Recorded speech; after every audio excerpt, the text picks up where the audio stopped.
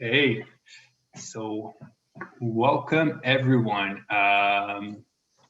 Like I always say, make yourself comfortable, sit down, relax. Feel free to put your camera on. It's going to be on speaker view. So as you read on the disclaimer, this session is being recorded and it's also on Facebook Live. Like I said, as long as it's in speaker view, you can write in the chat and speak up. You're still going to be hidden. And we really encourage everyone to participate as much as possible. So my name is Nayo Gariepi, and I'm part of the CATS team. So welcome to PowerSkills 2021, The Courage Strikes Back. So this is the second edition, and it's hosted by, like I said, the Career Services and the McGill School of Continuing Studies. I have the pleasure to have my colleague here with me, Diana Viola. Hello, everyone. And she will be helping out with the chat, as I myself will also do. And enough of me talking, let's jump right for your guest of honor, Karen Nadema. So we have had the chance to work with Karen before at her career fair, not too long ago, about a year ago. And well, as career advisors, of course, we were a huge fan. And when we met her, well, we were even more impressed. So today, give a big round of applause for Karen. Hey folks, hi everybody. Super happy to be here. The McGill team is like my favorite team. So again, I'm always happy to come back and do this session.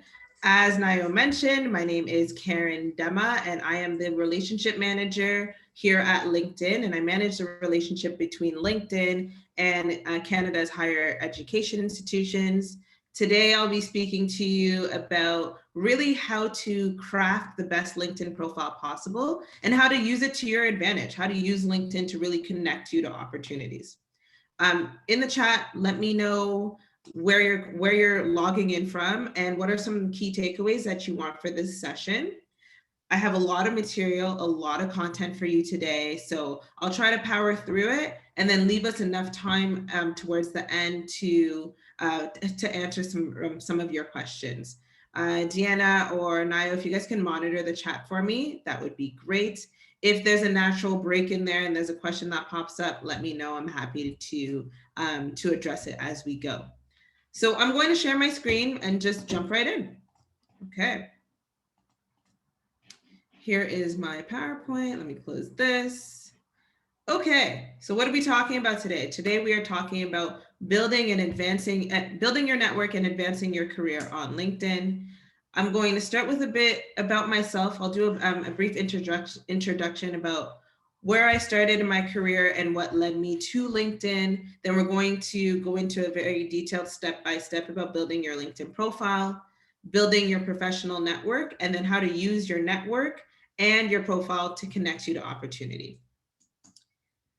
So as I mentioned, I'm the relationship manager for higher education here in Canada, but this isn't really where I started. I went to the University of Ottawa, graduated way too many years ago, but I actually studied political science and public administration. My goal was to join the Foreign Service, as most people who studied political science in Ottawa do or want to do, is really join the Foreign Service. So I worked in government for very many years at the beginning of my career. But I felt like I was missing something. I lacked that passion piece there, right? So about 5 years into my government career, I said, you know what, I'm just gonna try something completely brand new. And I moved down to Toronto and I started working at Mars Discovery District, which is a nonprofit, here in Toronto. It's actually the largest tech hub here in Toronto. Through there, I got some great opportunities at UN Women. And a year or 2 years after my time at Mars, I came to LinkedIn. Now, why I mention this is because this career trajectory is not linear at all. So you have government, public sector. I studied public sector, work in the public sector, went to the nonprofit sphere, and then ended up in corporate. So in relatively a short period of time, about an 8-year period. So what was it that led me through all of these changes in such an early time in my career? And this is when I get to my values, really focusing on what drives me, right? So your values and your passions are those underlying themes that drive your personal and professional decisions. And the reason I put this slide up is because I really want to highlight the importance of learning how to articulate your values, because it'll help connect you to aligning opportunities. So keep this in mind as we're going to be talking today. How do you communicate your passions and your values to your network? So my underlying value has always been students. Even when I was in government, I led the co-op program for my department. When I went to nonprofit, I worked on an internship program, which worked to connect students with opportunities in some of Canada's fastest growing startups. And now here at LinkedIn, I work with post-secondary institutions, really to try to connect their students to opportunities using the LinkedIn platform. So connecting students to marginalized communities, connecting students from marginalized communities to opportunities at scale is essentially my passion. Everybody knows me as the girl who works with students. It's all over my profile. You got students all over my profile, my LinkedIn profile. So I know that wherever my career takes me, this will be the underlying value that will drive those decisions. And when people come up to me, they know that this is what you can engage me on. So really learning how to articulate that value and that passion is something that will help you in building some of these connections. Really look at LinkedIn as a place for you to build strong, meaningful professional relationships, and getting down to that base layer, that value layer, is a great way to do it. Okay, now that I got that out of the way, a bit about LinkedIn. Our vision is to create economic opportunity for every member of the global workforce. Again, very closely tied to my own personal values. We have over 710 million members, 30 million companies on the platform, 23 million open jobs. So what does this mean? At any given time, we have more information on the changes in labor markets than most governments do. It's really a growing map of the digital economy. If you think about it, the first thing somebody does when they get a new job is they update their LinkedIn profile. So this map, this economic graph, as we call it, is updated millions of times a day. So if you want to know, hey, what are the most up and coming jobs or employers in my region, then you can really look that up on our new Career Explorer tool on LinkedIn. If you want to know what skills that are being sought by some of the top employers in your region, then you can find that directly on LinkedIn and see how you compare to the competition, because again, we have this data on labor markets on the platform. Okay, so now for students on LinkedIn, what can you do on the platform? LinkedIn connects you to the professional world. You can develop your professional brand and voice on the platform, stay informed on professional and industry news, and then finally get hired. I think people really like to focus on the connect, inform, and get hired spheres on LinkedIn, but I think the most important is actually to develop your professional brand and voice. Everything I'm going to talk about today is around how to make opportunities come to you a little easier. So how can you get yourself noticed on the platform so that if you're looking for work, you're not continuously hunting? How can you invite recruiters into your sphere? Or how can you invite connections into your professional world so that the work isn't all on you? So developing your professional brand and voice is key to doing that. Okay. Now we'll talk about building your LinkedIn presence. We'll go through the profile checklist, which I always talk about. We'll talk about how to show people that you are the right choice. So show them that you're the right choice by articulating your values, as I mentioned, and then also articulating your goals. What are your goals in the short to medium-ish term, right? So what drives you? What are you looking for? If you're searching for opportunities in sales, then say it, right? Again, give people insight into how to engage with you. And if you're open to all opportunities, that's great. Say it, but I would also say that's a little too broad. If you're open to all opportunities in tech, say that. If you're open to all opportunities in, web design, say that. Give people tips and tools on how to engage with you. So let's go through a profile. This is Roman. Roman is a superstar student at the University of Alberta. Again, I work with post-secondary institutions across the country. And Roman is somebody who actually connected with me, right? So he sought me out when I first started in this role almost 2 years ago. And he asked to just grab a coffee and see if there was some way that we could help each other. Again, I am in sales, I sell to universities. Roman is a student who's well connected at a university that I would love to sell to. So it was very mutually beneficial.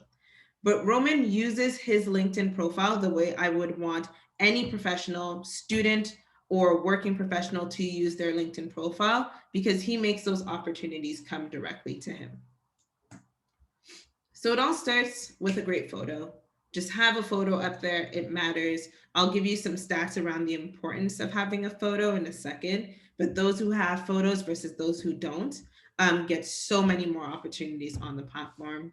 If you think about it, most social platforms are built on trust, and having that layer of having a photo, again, increases that likelihood of trust. If you think of Facebook or Instagram, sometimes if somebody doesn't have a photo, they kind of look like a bot. So again, having that photo really helps. A great headline is important. So a headline that talks about where you are now, but also where you're looking to go. Having that on your profile is really important. You'll have a great summary section. We'll walk through how to structure a great summary section. Your experience. This is for your professional experience, so have that here.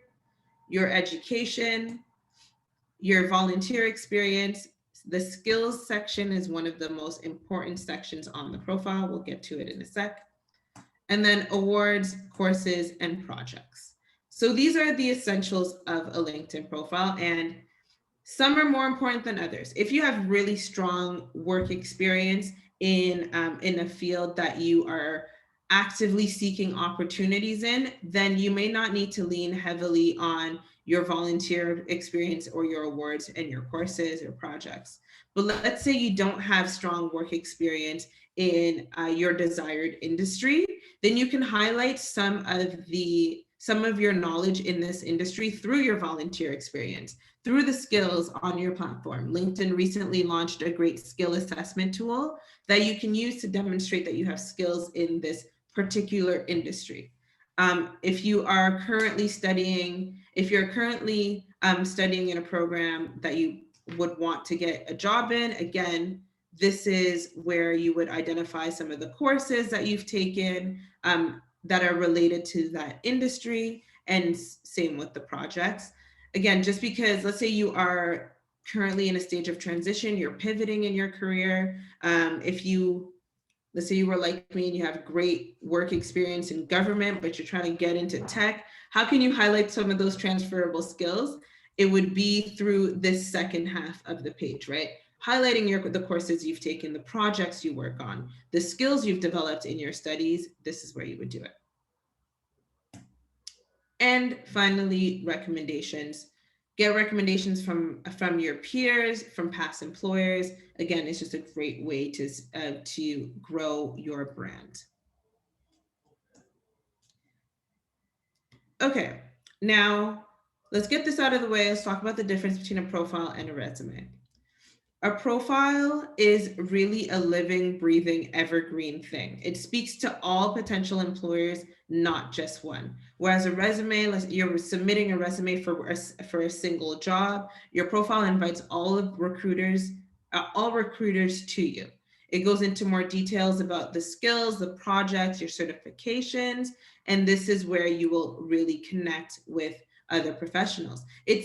Imagine it as your first foot forward. If you were walking into a networking event, when networking events were still a thing, it would be like your 30-second elevator pitch to the first person that you meet there, right? Again, your profile really speaks to as many people as possible, so you want to put your best face forward. As I mentioned, having a great photo is super important. So members with profile photos actually receive up to 21 times more views and 9 times more connection requests. And just take a photo that works right for you. I like Roman's photo, as I showed you guys earlier, because it's just a simple photo. He's in a blue shirt on a white background. If you don't wear suits, don't wear a suit in your LinkedIn photo. If you want to smile, smile. Again, it should be natural, a natural photo with a friendly, inviting expression. Now, how do you edit your profile? Your profile is, these are the key components that you should have. One call out that I will say on this slide is, if you are actively searching for opportunities, make sure that the city that you're currently in is on your profile. I see a lot of people who will just have like Canada on their profile instead of Montreal, Quebec, or Montreal region, or the Toronto region. I'll see a lot of that. A recruiter is usually searching on LinkedIn based on keywords. And if they're targeting professionals in the Toronto area, but your profile says Canada, good chance you'll be screened out. So again, just a heads up, really specify where you are on your location, super important. Now, your headline. Your headline is, there's two ways to write a headline. Your headline, sometimes it's the only thing people see, right? If you search for a company on LinkedIn and you go to people, this is all you'll see. Just this, oops, sorry about that. Just this super quick intro for everybody. So there's two things to write, there's two ways to write your headline. I like this. If you are currently working, if you just put your title at the company that you work at, super simple. This one says Head of Client Strategy and Business Development at Beyond. Very, very simple and effective way to write a headline.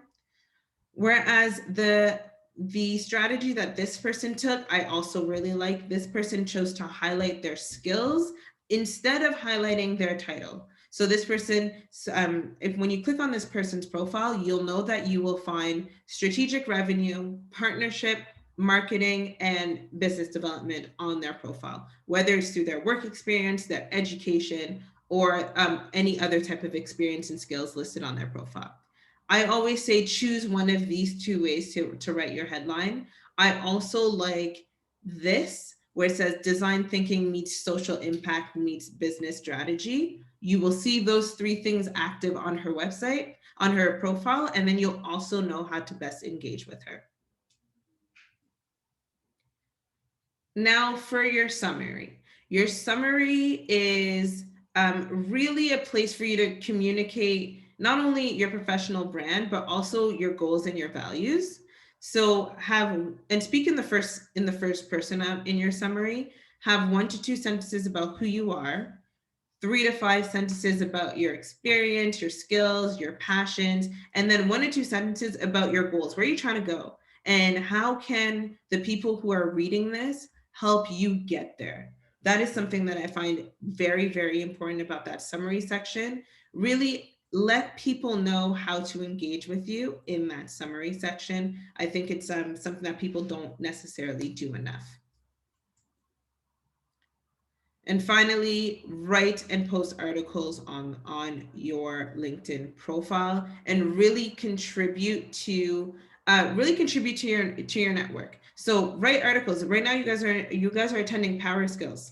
What are some of the key takeaways from the PowerSkills sessions that you've attended in the past over the next 2 days? Let us know. Write a quick post about it, right? Grab some screen grabs and just have some content to post on your LinkedIn feed. LinkedIn is a social media algorithm like any other social media algorithm. The people who engage the most are those who will be favored on the platform. So write posts, leave comments on people's profiles, and then you will increase your visibility. And the more you increase your visibility, the more opportunities will come directly to you. Okay, I will pause here I'm going to pause here. Are there any questions that we can get to? I'll take a couple right now as I switch locations in my house. Go ahead. There's a bunch of questions, and I'll try to ask them in order they arrive. So I started a Word document. Thanks everyone for being so active. So I'll start with Tyler. So right at the beginning, he started by asking, I'd love tips on approaching professionals in one's industry that you don't really have a previous relationship with. Should it just be avoided altogether? Absolutely not. I don't think you should avoid it.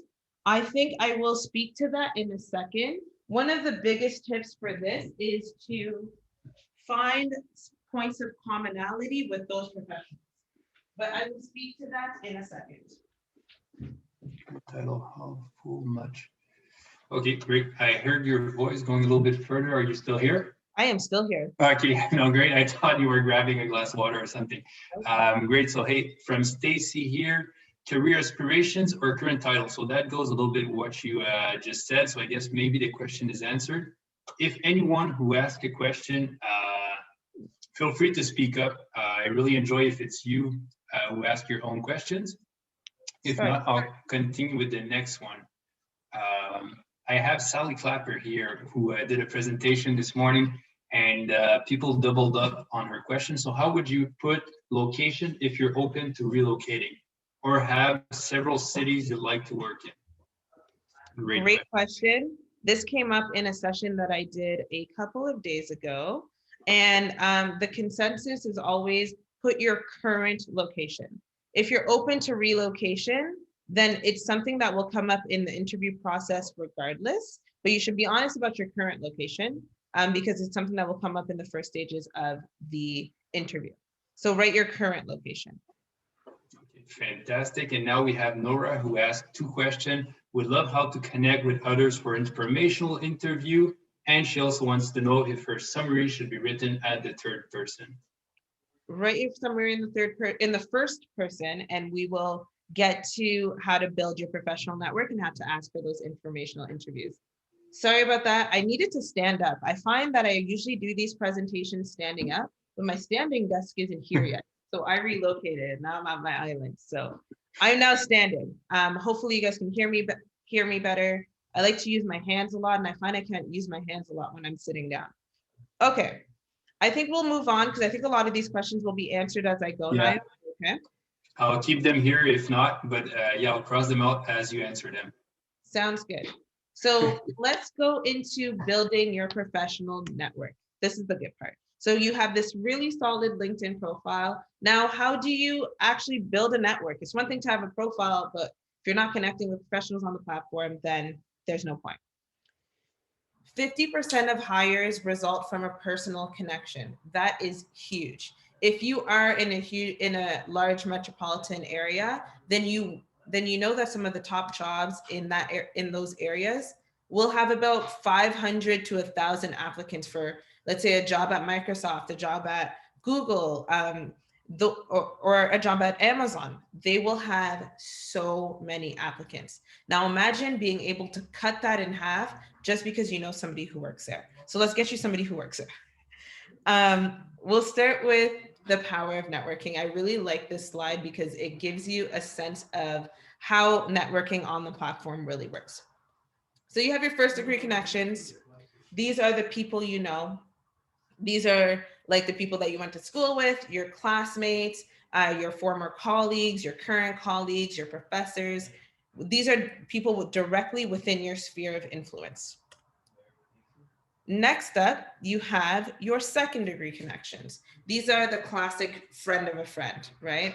So the majority of your opportunities will actually come from your second degree connections. So keep that in mind. So this is, I know Sarah from my previous job, but Sarah is connected to John, who works at Microsoft, and I have been trying to get into Microsoft for years, right? So being able to ask Sarah to make an introduction for you is huge. And you and John have something in common. You have Sarah in common, right? I always find that finding something in common with the people that you are reaching out to is a major key because it reduces some of that It creates points in which you can relate on and creates familiarity.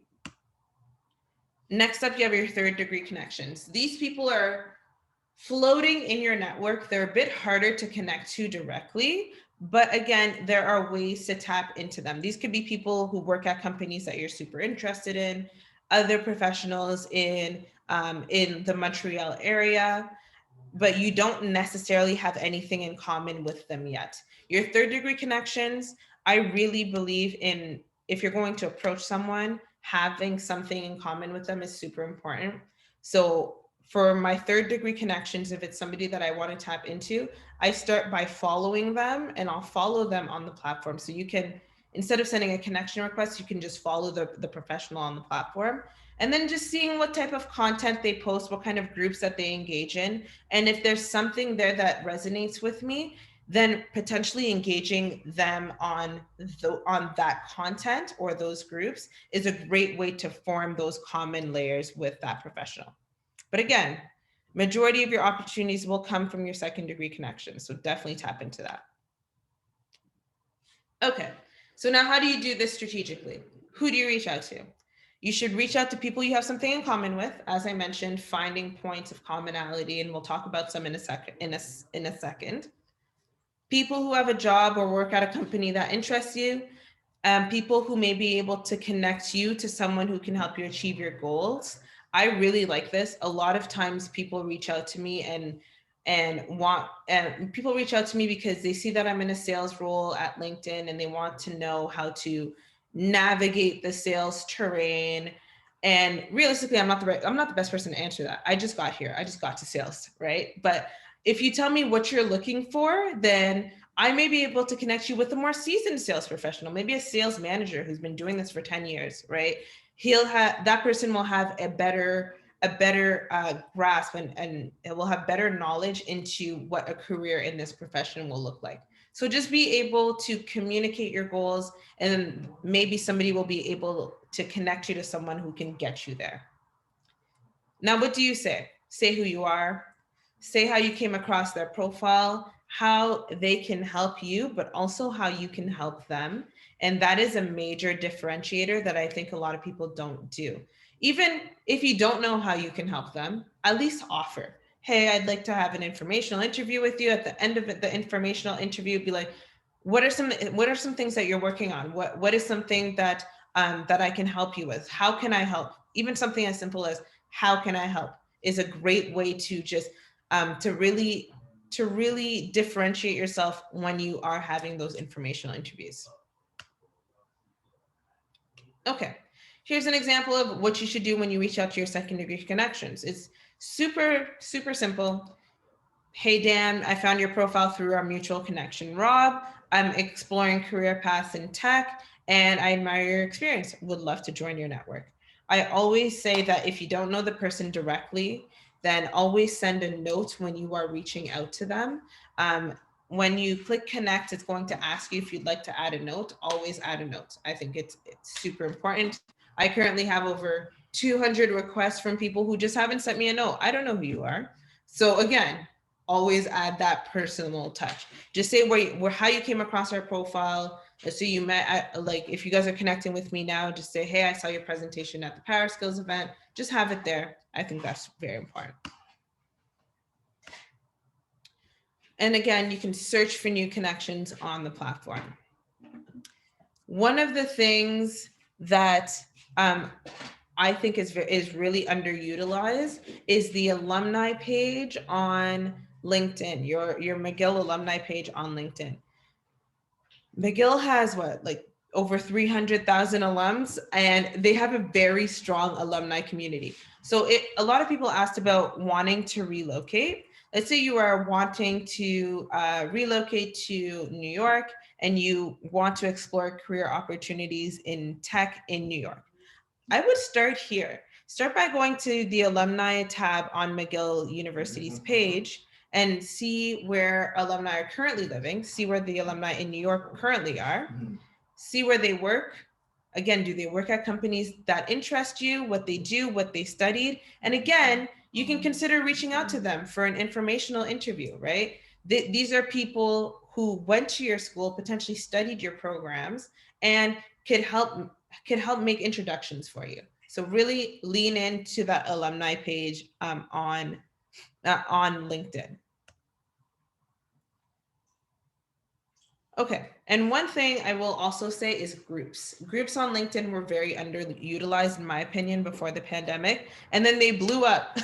Groups are a great way to find professionals who share similar interests to you. I'm in a lot of groups on LinkedIn, Black professional groups, women in tech groups, aspiring leaders groups. Again, these are groups with like-minded in your region. And this is where you'll find a lot of your third degree connections, where you may not work at the same company, you may not work in the same industry, but you are both minorities in tech. Again, this is huge, right? That you have something in common here, and just being engaged in those groups will help you connect you to a bunch of other professionals. So think about the networking events that you were going to in person before. Now it's just doing them on LinkedIn, attending the events that LinkedIn hosts, and just engaging there. I know pre-pandemic, you could fill up your calendar with all of the different industry events. You could literally go to one every single night of the week. Now these events are still happening, they're just happening virtually, which makes accessing them a lot easier. So just engage and really lean into those.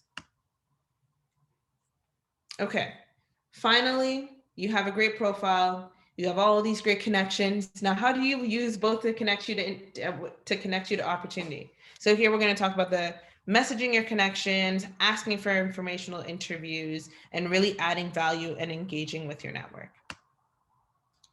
So how do you actually add value to your network? You invest the time to make those connection requests and those informational interviews. If you're actively looking for work, whether you're looking for new opportunities, or whether you are looking for your first opportunity in a industry, again, really investing that time will pay off. Like and share things on the platform is super important. It's an algorithm. The more you are active on the platform, the more that you will be seen. Join groups and exchange ideas with schools and alumni, and again, give testimonials and recommendations. Quick stat, LinkedIn members are 4 times more likely to get hired when they are referred. I know this from experience. A lot of us have like referral bonuses that we can get at some of these companies. It takes a lot of the grunt work out. If I have a great candidate that I can give to a hiring manager within my company, why wouldn't they look at their application? So again, you would always want somebody to refer you. So referrals are a 2-step process, in my opinion. It starts with building that relationship and then asking for that referral. I would never ask for a cold referral. So a good way to build that relationship is to start with an informational interview. I think that Kate here did a great job at reaching out to Erin for that informational interview. She just asked, "Hey, Erin, I'm exploring careers in communications. I admire your experience and accomplishments. Would love to hear about your career journey." Erin is a director. She's probably a hiring manager, right? Erin may not have opportunities on her team right now, but she may have opportunities on her team in the future. And if she may remember that, hey, okay, 3 months ago, Kate was actually looking for an opportunity in communications. What is something, maybe I can reach out to her if she's still looking. Or if Erin may know somebody else within the company or within the industry who is currently seeking new candidates. So again, this is really a great way to establish that professional bond. And if you guys hit it off, some of my best professional relationships have come from just me being curious, show some interest in their career trajectory, and really lean into that relationship, and always say thank you after an informational interview. I think that's something that people don't do enough. Say thank you for somebody's time. You're asking for 20 minutes of somebody's time. So again, always give a thank you afterwards.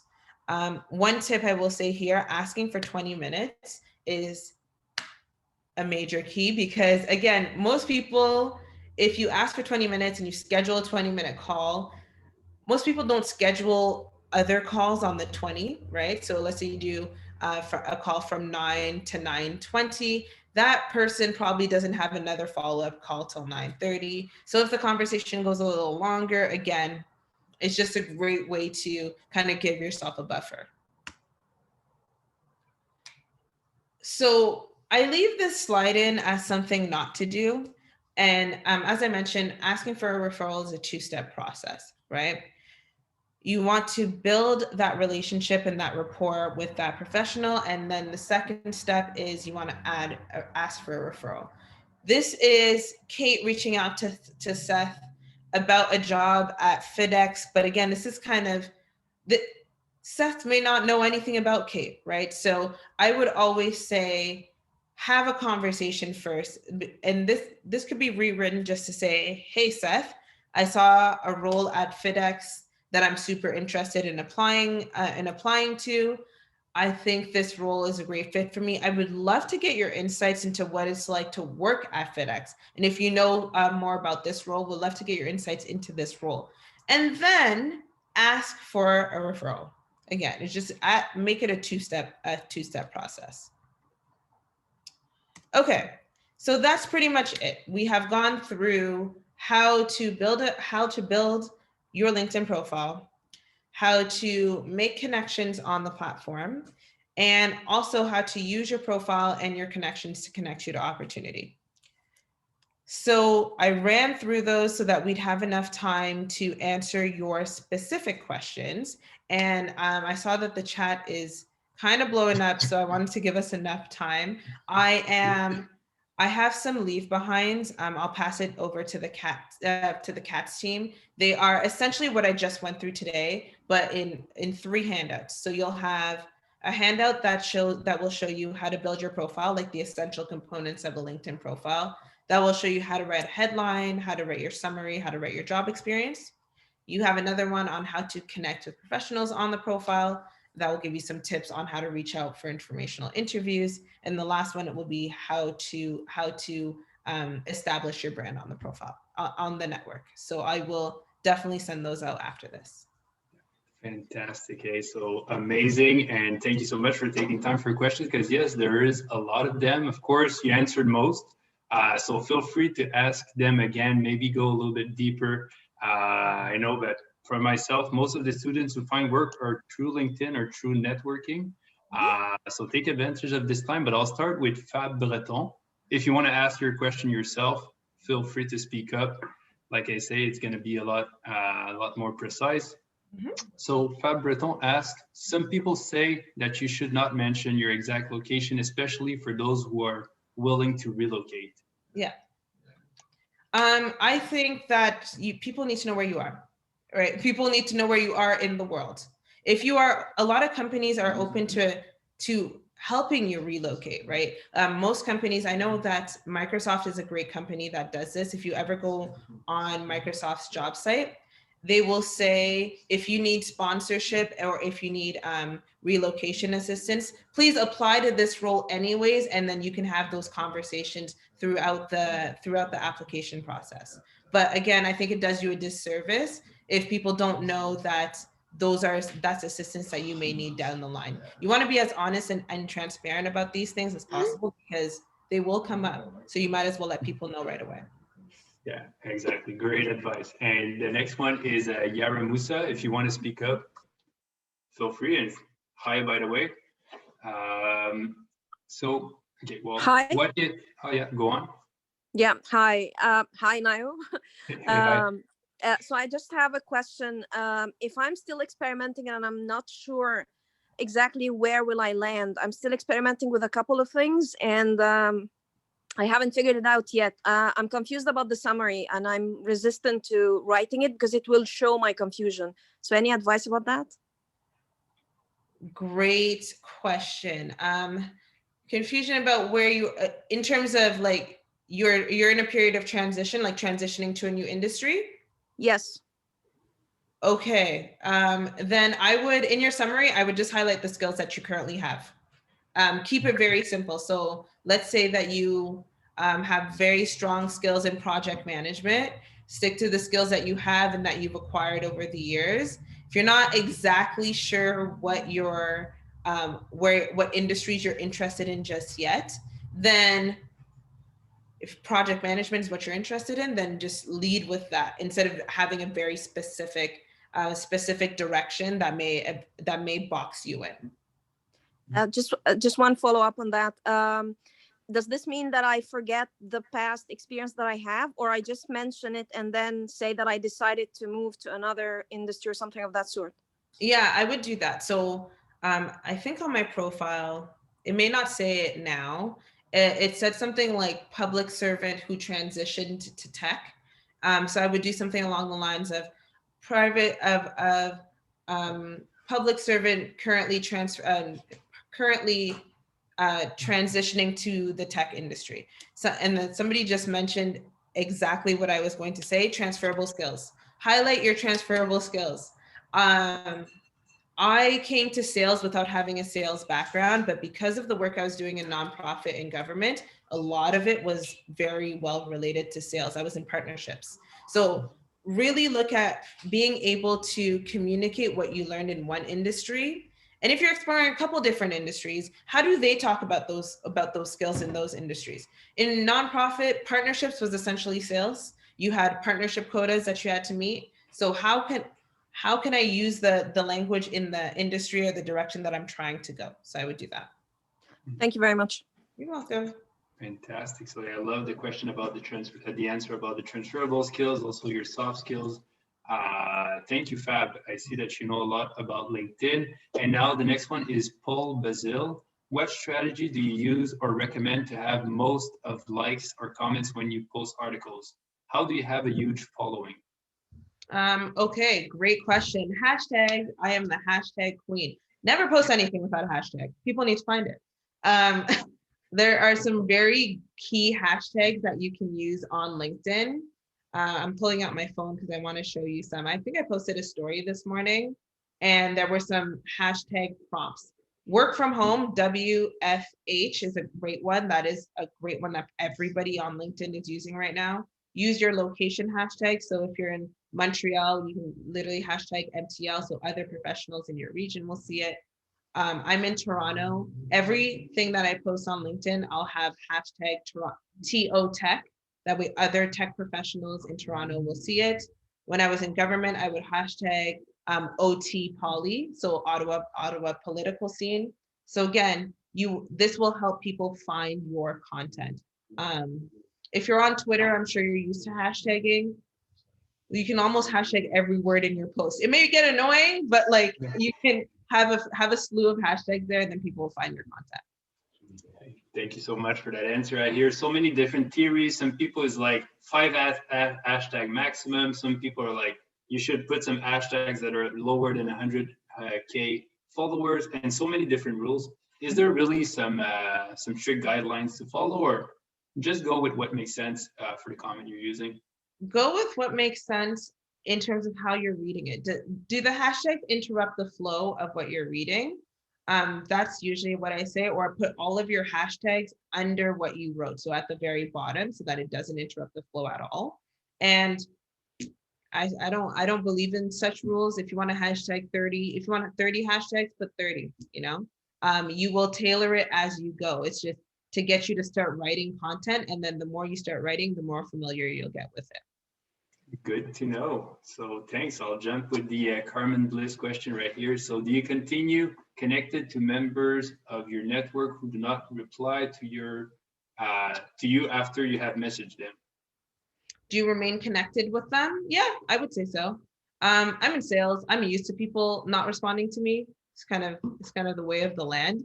But again, you never know. Some people may not check their LinkedIn as often as others. Right? Some people only check it once a month, but there's still somebody that you would love to reach out to. Let's say they don't have it on their phone. Keep the connection there. It may not be a good time for them in professionally or personally. They'll see it when they see it. If you want to send a soft reminder or gentle nudge, I'm a huge fan of that, as long as it's very gentle and there's enough time between the two. But again, you never want to make assumptions for somebody as to why they're not responding to your message. It doesn't necessarily show disengagement. Maybe they read it and just forgot to respond. So definitely leave it, send a follow-up. And then if they don't respond then maybe you try them again in 6 months, or maybe you keep on moving. Thank you. You're welcome. Oh, nice. Even a thank you there. So Barb Restrepo is asking, if you are not working, should you list the skills and not the past employer? If you're not working, should you list the skills and not the past employer? I think you should always list your past employer, but I would also say to highlight the skills. If you're not currently working, highlighting the skills that you learned from your previous employer is very important. You can either, under the work experience, have your previous employer there and highlight the results that you achieved in that previous role. So let's say I'm going to use a sales reference. I know I do it probably too often. Exceeded my quota by 200%. Just have that there. You want to talk about the results you achieved, not the tasks that you did.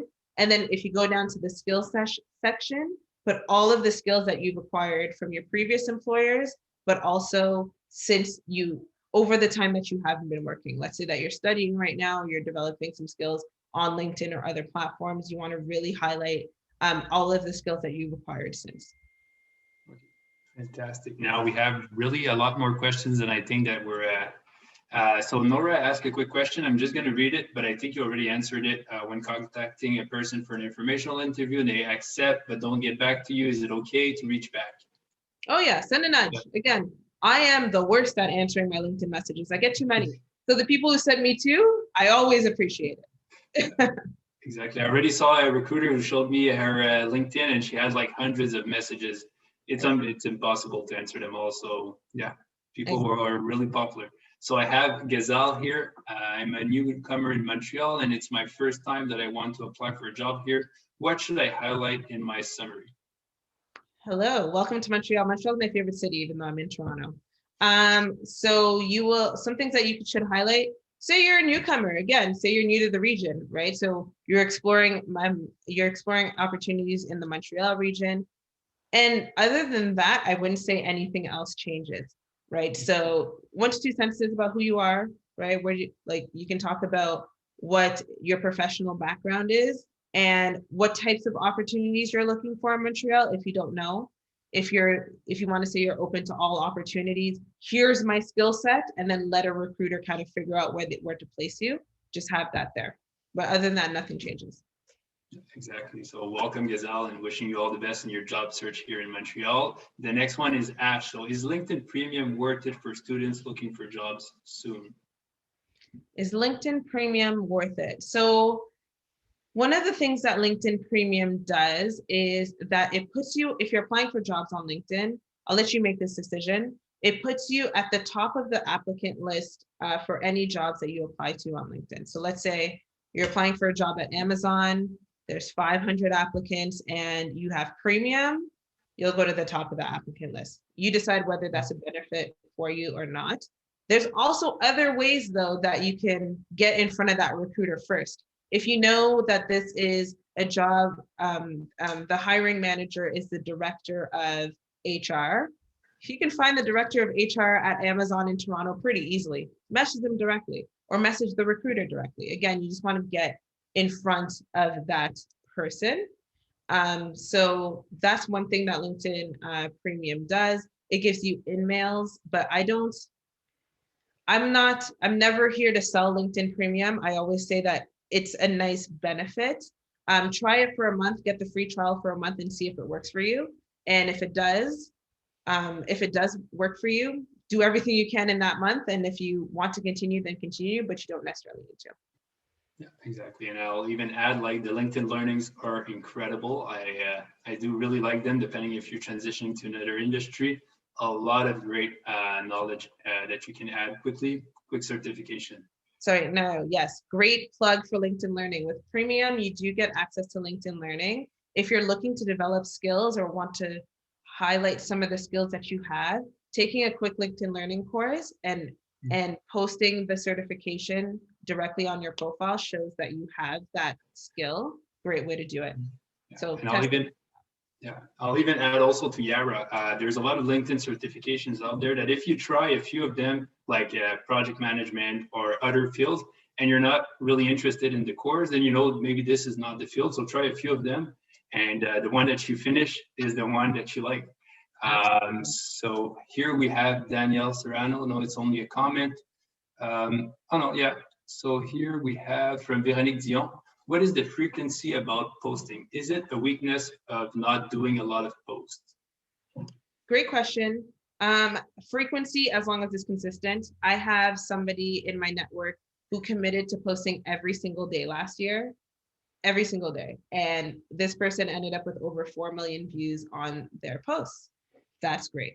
Now, that is the frequency and the consistency that he committed to. Some others are committing to maybe once a week, twice a week. As long as it's consistent, the algorithm will pick up that consistency. So there is no set rule. It's how much you want to post. Before I got to LinkedIn, I posted a lot, and then I got here and I got too comfortable, so I don't post anymore. But again, I would try to do this every 2 weeks or something like that. That was a cadence that I could keep up with. Before we get to the next question, I know somebody asked if the LinkedIn Learning certifications were free of charge. As long as you have premium, if you get that 1 month free trial, then you can get as many certifications that you want within that month. And many employers are now offering to their employees because it's an excellent professional development opportunity. So yeah, maybe ask your employer. Here we have from Ash, it's better to browse in private or public? I always browse public. I want to creep and I want you to know I was on your profile. Again, I want that visibility because of the types of roles that I'm in. And a lot of the times if I'm on your profiles because something interested me, and I always, I don't want to say creep. I always search publicly because I want to establish connections, and I find it's a great way to show, oh, hey, Naya was looking at my profile. I'll go to Naya's profile. Oh, he went to McGill. I love McGill. I'll connect. Again, I think it creates that transparency and creates layers of trust. So just do it. Exactly. Great. So take advantage. And here Fab is asking, how can you manage the sponsored message? How can you sponsored messages that you see? That is, I don't think you can really control the sponsored messages. I know that sometimes you can say whether you like or dislike the types of sponsored messages that are being shown to you. But I think that's just part of the LinkedIn feed. But you can kind of tailor the types of messaging that will be shown to you, similar to Facebook, similar to Instagram. They're ads, right? So I know I get some really terrible ads on Instagram. So you can just say, no, don't show me this again. Don't show me this ad, and then others will come up. Fantastic. We have 16 new messages here coming in. So Sneda, but after we send an email, we cannot reach the contact again until they respond or accept connection. Hence, it's not possible to connect with them. What to do then? Fair. I think that is a feature that's built into the platform to respect that person, like the amount of times that person can be contacted. So I always say you miss 100% of the shots you don't take. You have to send it out there. And if they want to answer, then they will answer, but it's better than not sending it out there, right? Just try it and see what sticks. Another great way to avoid sending an email is to send a connection request and just adding a note. I always prefer that method. That way you don't lose some of your emails. And again, it's a relationship building game, right? If somebody wants to build that relationship with you, they will. And if they don't at that moment, I think you should just move on to people who do want to build a relationship with you. Okay. And here we have Ruth who's asking, are those certificates free of charge? Yes, as long as they're premium. Mm-hmm. And for Santiago, you are probably more familiar with successful articles people write on LinkedIn. How long would you say? Do you have any insights on this? How long? I think the rule is like 2 to 5 minutes. 2 to 5 minutes in reading time. I know myself, I have zero attention span. If it's too long, I will zoom right past it. If it's too long and improperly formatted, like separate it, write it in chunks. But again, that is just, I can only give you my perspective, but I do think the general rule of thumb is 2 to 5 minutes. Whatever you're speaking on, make sure that the first couple of lines and the title, the headline are captivating and will engage your audience. And then people will decide if they want to stick around or not, right? If you're talking about some deep tech or some deep software, somebody in customer service may not care, but those other people may. So again, not everybody is your audience, but your audience will find you. Hey, Karen, you're a LinkedIn Jedi. You know the answer to everything. So thank you. I'll continue here with Paul. Can LinkedIn remove anonymous or private views? I hate when people view me on private mode. No, they can't remove it because that is a choice that we allow members, like individual members. How do you want to navigate the platform? Do you want people to be able that you see? Do you want people to be able to see that you viewed their profile? Do you want to view profiles anonymously? So it's really up to the members. So I get it all the time, like this professional in the Montreal area has viewed your profile. And then I just kind of can't do anything about it. All good. Hey, we have 2 last questions. So it's going well. Gazal is asking, is it a good idea to share media and my portfolio on LinkedIn? Yes, absolutely. Share your portfolio. That's something I should have mentioned.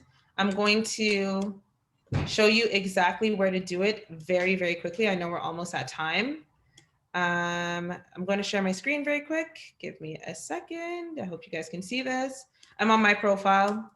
Right here, this featured section is a great place to share your portfolio and some of the work that you're interested in.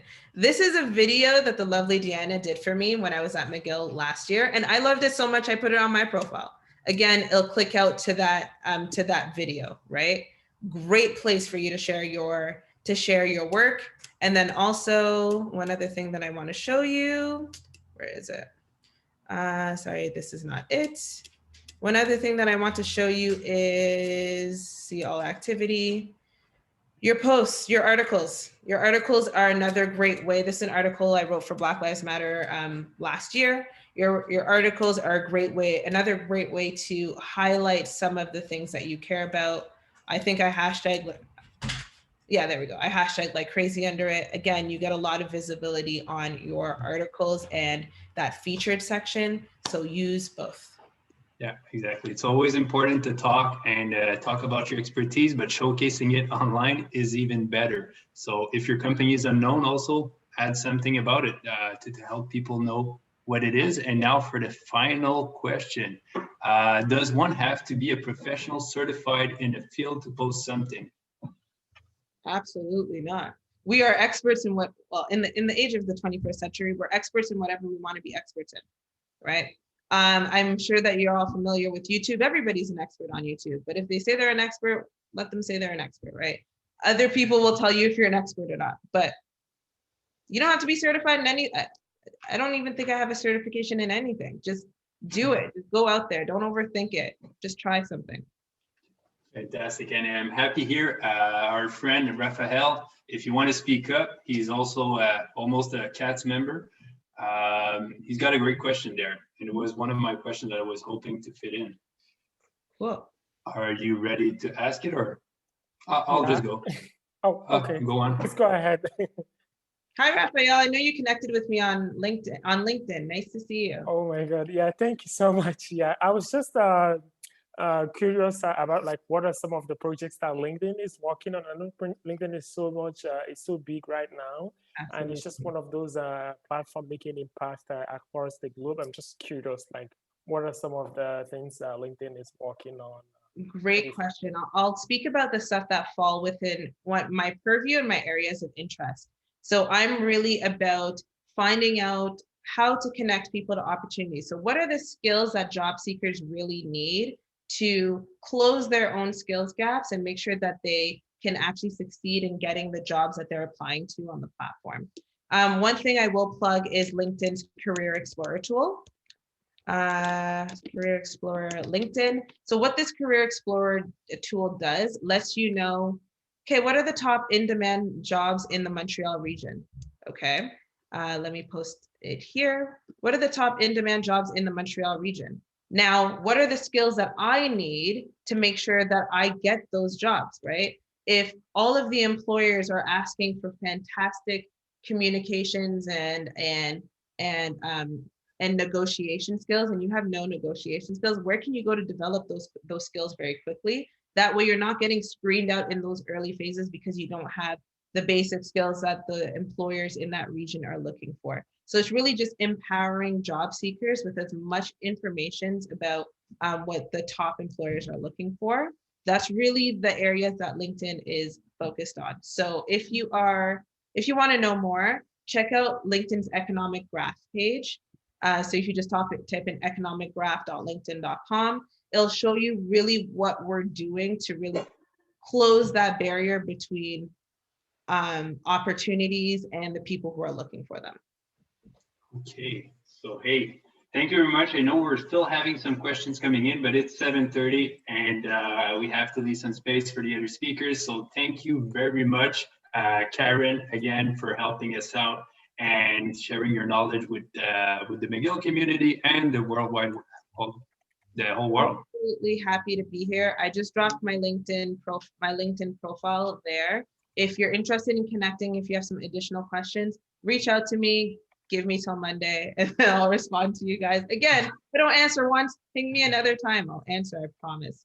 And if you want those tip sheets, you can either request them through the CAPS team or you can reach out to me directly and I will send them over to you. But thank you for having me. It's always a pleasure to be here. And thank you also, Promote, for bringing your students. And it was great to seeing all of you. So up next, we have Sangeeta, who will be talking about personalities at work. And we have BBG talking about the imposter syndrome. We also have financial planning, so don't miss that. See you in the next session. Again, thank you, everyone. Bonne nuit à tous. Bye. Okay.